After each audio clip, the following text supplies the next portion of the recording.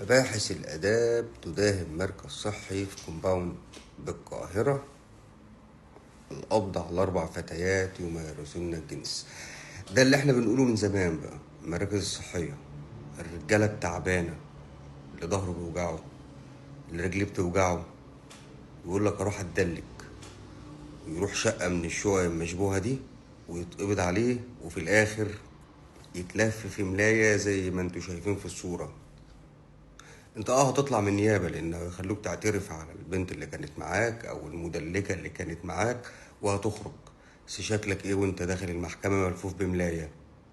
شكلك ايه وانت معروض قدام وكيل النيابة ملفوف بملاية؟ خلي بالكوا من المراكز اللي بيقولوا عليها مراكز صحية. لو تعبان روح لدكتور يا حبيبي، ما تروحش مركز صحة تدلك يا بابا. صباحكوا فل.